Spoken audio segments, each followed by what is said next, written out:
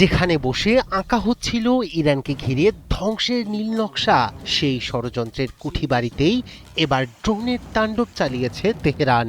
রাতের অন্ধকার ভেদ করে একের পর এক আঘাত, যেন স্পষ্ট বার্তা কোনো পরিকল্পনাই আর গোপন থাকছে না। এই নিখুঁত হামলা থেকে রক্ষা পাচ্ছে না আমেরিকার শক্তিশালী সামরিক ঘাঁটি। প্রতিরক্ষা ব্যবস্থার ফাঁক গলে পৌঁছে যাচ্ছে ইরানের ড্রোন, ভেঙে দিচ্ছে নিরাপত্তার ভ্রান্ত ধারণা। প্রশ্ন উঠেছে, প্রযুক্তি আর কৌশলের এই যুদ্ধে কতটা এগিয়ে গেছে ইরান, আর কতটা উন্মোচিত হয়ে পড়েছে যুক্তরাষ্ট্রের গোপন প্রস্তুতি। মধ্যপ্রাচ্যে নতুন করে উত্তেজনার পারদ জড়িয়েছে কুয়েতের আলী আল সালেম বিমান ঘাঁটিতে রাতভর ড্রোন হামলা।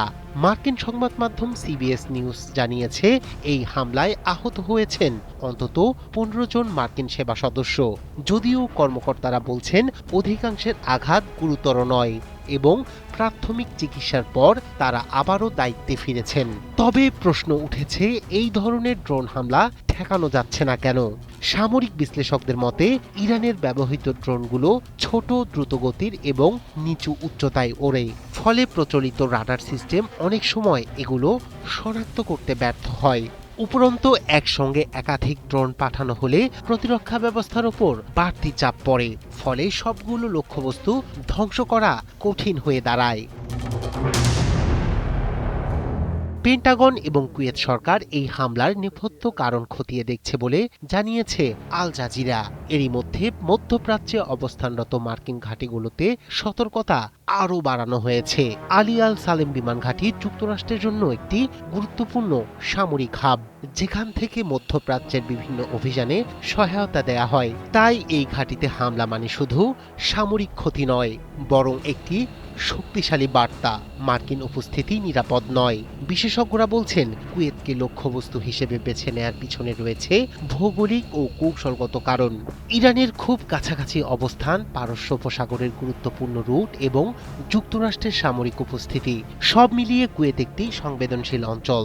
ফলে এখানে আঘাত হানলে তা দ্রুত আন্তর্জাতিক মনোযোগ আকর্ষণ করে এবং চাপ তৈরি করে। ইরানের ড্রোন প্রযুক্তি নিয়েও উদ্বেগ বাড়ছে। সাম্প্রতিক বছরগুলোতে তারা যে ড্রোনগুলো ব্যবহার করছে, সেগুলো শুধু নজরদারি নয়, সরাসরি হামলার জন্য অত্যন্ত কার্যকর।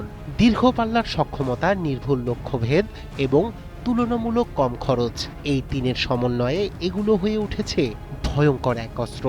সব মিলিয়ে কুয়েতের ড্রোন হামলা শুধু একটি বিচ্ছিন্ন ঘটনা নয়, এটি মধ্যপ্রাচ্যের বিস্তৃত নিরাপত্তা সংকটেরই অংশ। বিশ্লেষকরা সতর্ক করেছেন, এই ধরনের হামলা যদি অব্যাহত থাকে তাহলে পুরো অঞ্চল আরও অস্থিতিশীল হয়ে উঠতে পারে। রায়হান কবির শুভ্র, ৭১।